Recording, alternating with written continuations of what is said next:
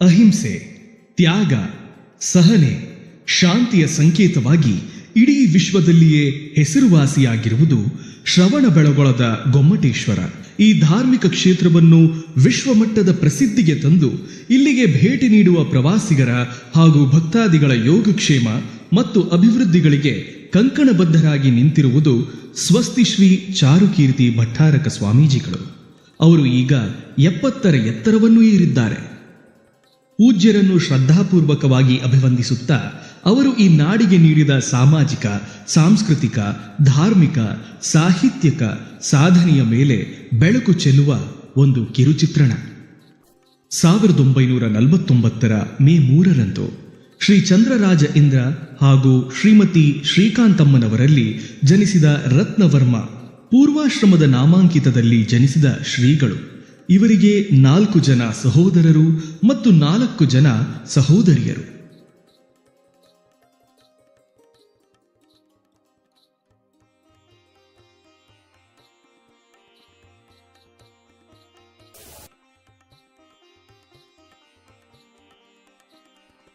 ಪ್ರಾಥಮಿಕ ಶಿಕ್ಷಣ ವರಾಂಗಾದಲ್ಲಿ ಮತ್ತು ಪ್ರೌಢ ಶಿಕ್ಷಣವನ್ನು ಶ್ರೀ ಕ್ಷೇತ್ರ ಹೊಂಬುಜದಲ್ಲಿ ತೊಡಗಿದ್ದರು.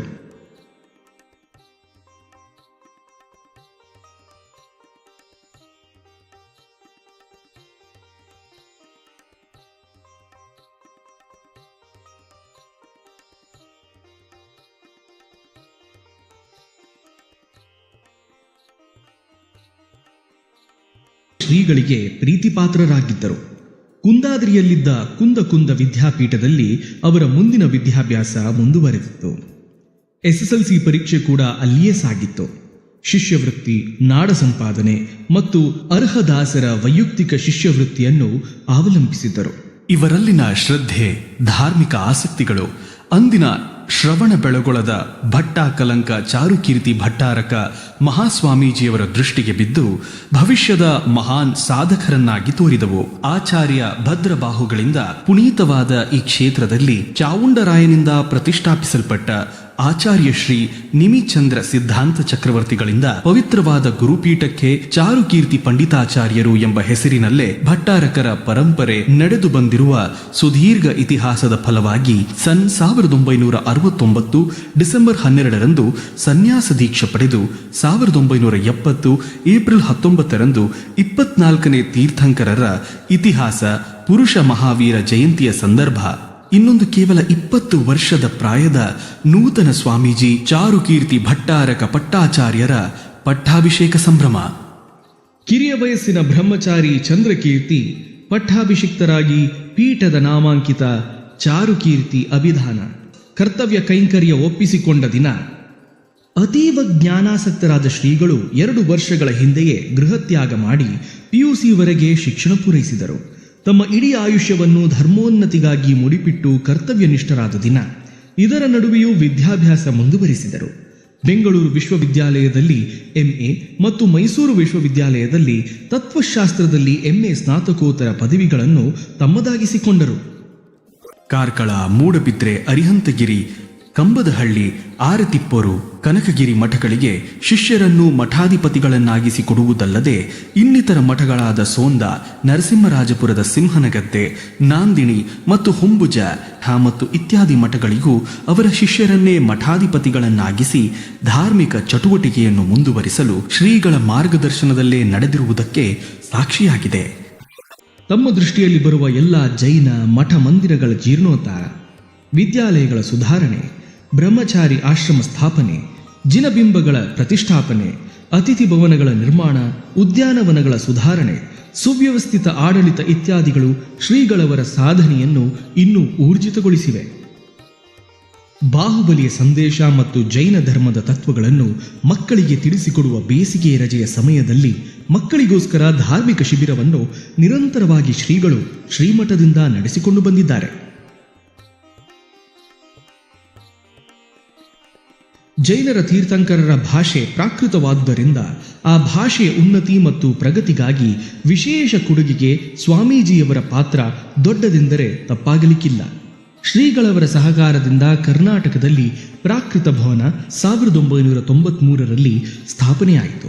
ಅದರ ಅಂತರದಲ್ಲೇ ಧವಲತ್ರಯ 40 ಸಂಪುಟಗಳ ಪ್ರಕಟಣೆ, ಅನೇಕ ಪ್ರಶಸ್ತಿಗಳ ಸ್ಥಾಪನೆ, ಜೈನ ಅಧ್ಯಯನ ಸಂಸ್ಥೆ ನಿರ್ಮಾಣ, ಹಾಗೆಯೇ ಅಖಿಲ ಭಾರತ ಕನ್ನಡ ಸಾಹಿತ್ಯ ಸಮ್ಮೇಳನದ ಚಾಲನೆ, ಹಳೆಗನ್ನಡ ಸಾಹಿತ್ಯ ಸಮ್ಮೇಳನ ನಿರ್ವಹಣೆ, ಚಂದ್ರಗಿರಿ ಮಹೋತ್ಸವ ಸಮ್ಮೇಳನ, ಪ್ರಾಕೃತ ಸಮ್ಮೇಳನ, ವಿದ್ವತ್ ಸಮ್ಮೇಳನ, ಶಿಕ್ಷಕರ ಸಮ್ಮೇಳನ ಹಾಗೂ ಅನೇಕ ವಿಚಾರ ಸಂಕಿರಣಗಳನ್ನು ಹಮ್ಮಿಕೊಂಡು ಸಾಹಿತ್ಯಾಸಕ್ತರಲ್ಲಿ ಸಂಚಲನ ಉಂಟು ಮಾಡಿರುವುದು ಶ್ರೀಗಳ ಅಮೋಘ ಸಾಧನೆಯಾಗಿದೆ. ಅತ್ಯಂತ ಕಿರಿಯ ವಯಸ್ಸಿನಲ್ಲಿಯೇ ಅಮೆರಿಕ ಸೇರಿದಂತೆ ಅನೇಕ ರಾಷ್ಟ್ರಗಳಿಗೆ ಸಂಚರಿಸಿ ತಮ್ಮ ಅನುಪಮ ತತ್ವಜ್ಞಾನ, ಧರ್ಮ ಸಂಸ್ಕೃತಿ, ಧರ್ಮ ಜಾಗರಣೆ, ಶಾಂತಿ ಸಂದೇಶಗಳನ್ನು ಪಸರಿಸಿರುವುದು ದೇಶದ ಘನತೆಯನ್ನು ಹೆಚ್ಚಿಸಿದೆ. ಪ್ರಥಮವಾಗಿ 2500ನೇ ಮಹಾವೀರ ನಿರ್ವಾಣೋತ್ಸವವನ್ನು ದಿಲ್ಲಿಯಿಂದ ಶ್ರವಣ ಬೆಳಗೊಳದವರೆಗೂ ಶ್ರೀ ಧರ್ಮಚಕ್ರ ಶ್ರೀವಿಹಾರವನ್ನು ಯಶಸ್ವಿಗೊಳಿಸಿರುವುದು ಅವರ ಮತ್ತೊಂದು ಹೆಮ್ಮೆಯ ಮುಕುಟವಾಗಿದೆ. ಆಯುರ್ವೇದ ಆಸ್ಪತ್ರೆ, ಕ್ಲಿನಿಕಲ್ ಲ್ಯಾಬೊರೇಟರಿ, ಶ್ರೀ ಗೊಮ್ಮಟೇಶ್ವರ ಸಂಚಾರಿ ಆಸ್ಪತ್ರೆ, ಕ್ಷೇಮ ಕ್ಷಕಿರಣ ಕೇಂದ್ರ, ಶ್ರೀ ಪೂನಂ ಚಂದ್ ಶೆಟ್ಟಿ ನೇತ್ರ ಚಿಕಿತ್ಸಾಲಯ, ಬಾಹುಬಲಿ ಆಸ್ಪತ್ರೆಗಳನ್ನು ಸ್ಥಾಪಿಸಿ ಗ್ರಾಮೀಣ ಪ್ರದೇಶಗಳ ಜನಗಳಿಗೂ ಸಹ ಆರೋಗ್ಯ ಭರವಸೆಯ ಆಶಾದೀಪವಾಗಿದ್ದಾರೆ. ವಿದ್ಯಾರ್ಜನೆ, ಜ್ಞಾನಾರ್ಜನೆಯತ್ತಲೂ ದೃಷ್ಟಿ ಹರಿಸಿರುವ ಶ್ರೀಗಳು ಶ್ರೀಮತಿ ಶ್ರೇಯಾಲಮ್ಮ ನೇಮಿರಾಜ ಸಂಯುಕ್ತ ಪದವಿ ಪೂರ್ವ ವಿಜ್ಞಾನ college, Bahubali pharmacy college, Shri Bahubali polytechnic ಮತ್ತು ಇಂಜಿನಿಯರಿಂಗ್ ಕಾಲೇಜು ಅಲ್ಲದೆ ಧಾರ್ಮಿಕವಾಗಿ ಶ್ರೀ ದಿಗಂಬರ ಜೈನ ಜ್ಞಾನ ಪ್ರಸಾರ ಸಂಘವನ್ನು ಹುಟ್ಟುಹಾಕಿ ಶ್ರೀ ಗೊಮ್ಮಟೇಶ್ವರ ಜನಕಲ್ಯಾಣ ಟ್ರಸ್ಟ್ ಮೂಲಕ ಜ್ಞಾನ ದೇವಿಗೆಯನ್ನು ಪಸರಿಸುತ್ತಿದ್ದಾರೆ. ಬೆಂಗಳೂರಿನಿಂದ ಶ್ರವಣಬೆಳಗೊಳಕ್ಕೆ ನೇರ ರೈಲು ಸಂಪರ್ಕದ ಹಸಿರು ನಿಶಾನೆಯನ್ನು ತೋರಿದ ಸಾರ್ಥಕತೆ ಇವರದ್ದಾಗಿದೆ. ಶ್ರವಣಬೆಳಗೊಳ ಕ್ಷೇತ್ರದಲ್ಲಿ ನಿರಂತರವಾಗಿ ಬರುವಂತಹ ಭಕ್ತಾದಿಗಳಿಗೆ ಮತ್ತು ಸುತ್ತಮುತ್ತ ಗ್ರಾಮದವರಿಗೆ ಸದಾ ನೀರು ಬರುವಂಥ ದೃಷ್ಟಿಯಿಂದ 2006ರಿಂದ ಹೇಮಾವತಿ ನದಿಯಿಂದ ನೇರವಾಗಿ ನೀರಿನ ಸಂಪರ್ಕ ತರುವಲ್ಲಿ ಯಶಸ್ವಿಯಾದರು.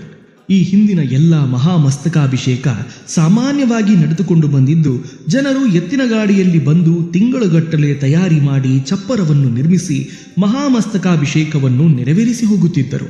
ಶ್ರವಣ ಬೆಳಗೊಳದ ಗೊಮ್ಮಟವನ್ನು ವಿಶ್ವವ್ಯಾಪಿ ಹರಡಲು ಕಾರಣಕರ್ತರಾದ ಈಗಿನ ಸ್ವಸ್ತಿ ಶ್ರೀ ಚಾರುಕೀರ್ತಿ ಭಟ್ಟಾರಕ ಸ್ವಾಮೀಜಿಯವರು 1981ರಲ್ಲಿ ಸಹಸ್ರಾವಿ ಮಹಾಮಸ್ತಕಾಭಿಷೇಕ ಮಾಡುವಲ್ಲಿ ಇಡೀ ವಿಶ್ವವೇ ಶ್ರವಣ ಬೆಳಗೊಳದ ಕಡೆ ತಿರುಗಿ ನೋಡೋ ಹಾಗೆ ಮಾಡಿದ್ದರು. ಆದ್ದರಿಂದ ಬಾಹುಬಲಿಯ ಸಂದೇಶ ಇಡೀ ಜಗತ್ತಿಗೆ ತಿಳಿಸುವಲ್ಲಿ ಯಶಸ್ವಿಯಾದರು. 1993ರ ಮಹಾಮಸ್ತಕಾಭಿಷೇಕದ ಹಿನ್ನೆಲೆಯಲ್ಲಿ ರಾಷ್ಟ್ರಪತಿಯಿಂದ ಹಿಡಿದು ಎಲ್ಲರೂ ಬಂದು ಮಹಾಮಸ್ತಕಾಭಿಷೇಕವನ್ನು ವೀಕ್ಷಿಸಿದರು. ಈ ಮಹಾಮಸ್ತಕಾಭಿಷೇಕದ ಹಿನ್ನೆಲೆ ಶಿಕ್ಷಣಕ್ಕೆ ಒತ್ತು ನೀಡಿದರು. ಇಂಜಿನಿಯರಿಂಗ್ ಕಾಲೇಜ್ ತೆರೆದರು. ಅಂದರೆ ಪೂಜೆಯಿಂದ ಬಂದ ಹಣ ಪುನಃ ಪೂಜೆಗಲ್ಲ, ಬಾಹುಬಲಿಯ ಸಂದೇಶ ನೆನಪಿನಲ್ಲಿಟ್ಟುಕೊಂಡು ಜನಕಲ್ಯಾಣಕ್ಕೆ ಮುಂದಾದರು. 2006ರ ಮಹಾಮಸ್ತಕಾಭಿಷೇಕದ ಹಿನ್ನೆಲೆಯಲ್ಲಿ ಜೈನ ತೀರ್ಥಂಕರರ ಭಾಷೆ ಪ್ರಾಕೃತವಾದ್ದರಿಂದ ಆ ಭಾಷೆಯ ಉನ್ನತಿ ಮತ್ತು ಪ್ರಗತಿಗಾಗಿ ವಿಶೇಷ ಕೊಡುಗೆಗೆ ಸ್ವಾಮೀಜಿಯವರ ಪಾತ್ರ ದೊಡ್ಡದೆಂದರೆ ತಪ್ಪಾಗಲಿಕ್ಕಿಲ್ಲ. ಧವಲತ್ರಯ 40 ಸಂಪುಟಗಳ ಪ್ರಕಟಣೆ ಮಾಡಿ ಕನ್ನಡದಲ್ಲಿ ಜನಸಾಮಾನ್ಯರಿಗೆ ತಲುಪಿಸುವ ಪ್ರಯತ್ನ ಯಶಸ್ವಿಯಾಗಿ ಮಾಡಿದರು. 2018ರ ಮಹಾಮಸ್ತಕಾಭಿಷೇಕದ ಹಿನ್ನೆಲೆಯಲ್ಲಿ ಗ್ರಾಮೀಣ ಭಾಗದ ಮಕ್ಕಳಿಗೆ ಉಚಿತ ವೈದ್ಯಕೀಯ ಸೌಲಭ್ಯವನ್ನು ಒದಗಿಸಲು ಬಾಹುಬಲಿ ಆಸ್ಪತ್ರೆಯನ್ನು ತೆರೆದು ಸುತ್ತಮುತ್ತ ಜನರಿಗೆ ಉಪಯೋಗವಾಗುವಂತೆ ನಿರ್ವಹಿಸಿದ್ದಾರೆ. ಈ 4 ಮಹಾಮಸ್ತಕಾಭಿಷೇಕಗಳನ್ನು ಅತ್ಯಂತ ವೈಭವಪೂರ್ಣವಾಗಿ ನಿರ್ವಹಿಸಿ ನಡೆಸಿದ ಕೀರ್ತಿ ಶ್ರೀಗಳಿಗೆ ಸಲ್ಲುತ್ತದೆ. ಇಷ್ಟೆಲ್ಲ ಸಾಧನೆ ಮಾಡಿರುವಂಥ ಮಹಾಸಾಧಕರಿಗೆ 70ರ ವಸಂತದ ಎತ್ತರದಲ್ಲಿದ್ದಾರೆ. ತಮ್ಮೆಲ್ಲ ಜೀವನವನ್ನು ಸಮಾಜಕ್ಕೆ ಸಮರ್ಪಣೆ ಮಾಡಿ 50 ವರ್ಷ ನಿರಂತರವಾದ ಸೇವೆಯನ್ನು ಮಾಡಿದ್ದಾರೆ.